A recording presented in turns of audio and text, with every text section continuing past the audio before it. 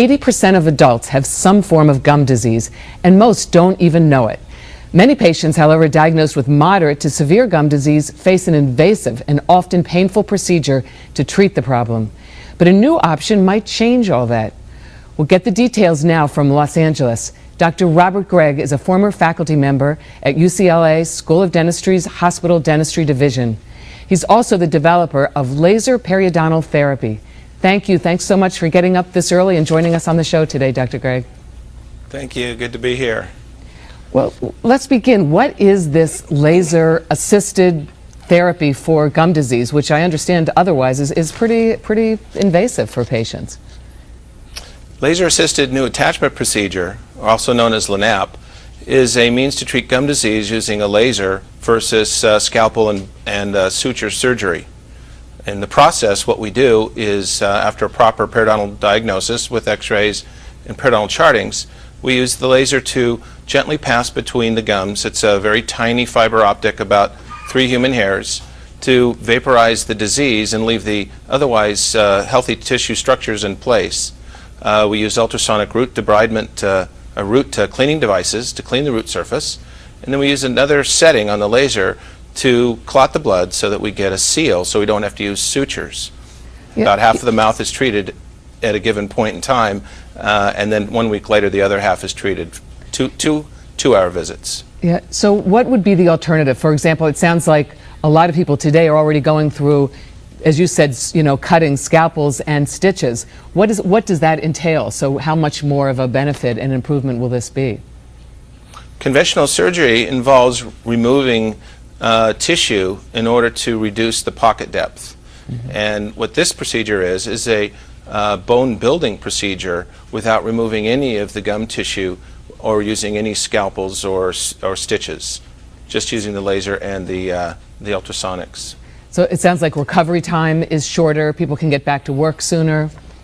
Absolutely. Less pain, less bleeding, less infection, less post-op recovery time, quicker return to work, and actually less expensive based on the fact that you don't have to spend so much time in the dental chair. Yeah, that's a good point. Cost. I'm curious, how widespread and how available is this? Because certainly if so many of us have gum disease and are potentially facing invasive surgery, another less invasive alternative is very appealing. Yes, we have about 700 dentists across the country that are doing this now, doing the LANAP protocol. Alaska, Hawaii, and both coasts, and all the states in between. So let's say somebody's tuning in, listening, and are interested. How would they find out? Will they talk to their general dentist? Are they referred to a periodontist? Who is trained in doing it, and really how easy it is to access someone who has that experience, that training? Yes, probably the best contact is the company at millenniumdental.com, and there's a doctor locator at that website. You could also call the phone number, I suppose, the 888-49-LASER phone number as well. You know what? Let's back up a minute. I think since so many of us experience some form of gum disease, I'm thinking, what are the kind of preventive steps, certainly long before we need a laser-assisted surgery? What are things people can do to prevent, as you described, those pockets of bacteria, of infection that can lead to so many chronic illnesses? Well, certainly regular dental visits and early intervention would be good ideas. You've heard it before, I'm sure. Brushing and flossing are good attempts to prevent the onset. But the most common reason for advanced gum disease is the untreated or undiagnosed early stages of the disease.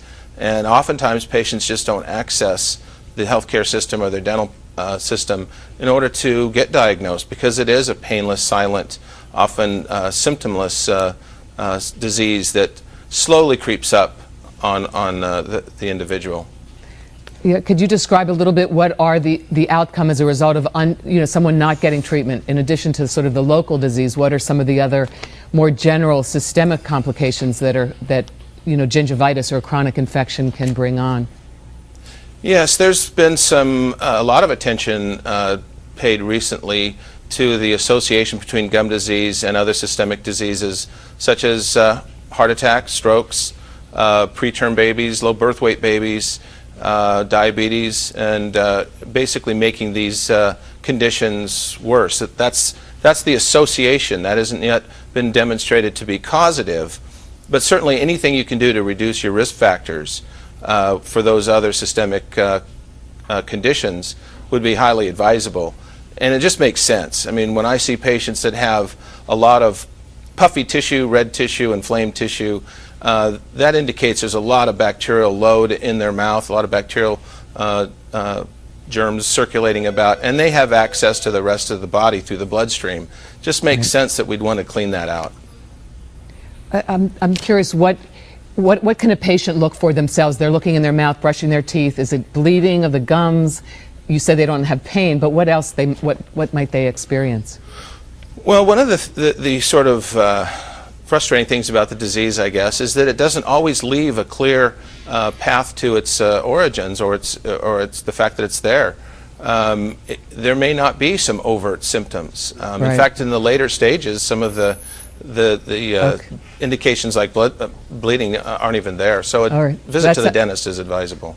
Sounds good. Dr. Gregg, thank you so much for your time getting up so early today. We really appreciate it.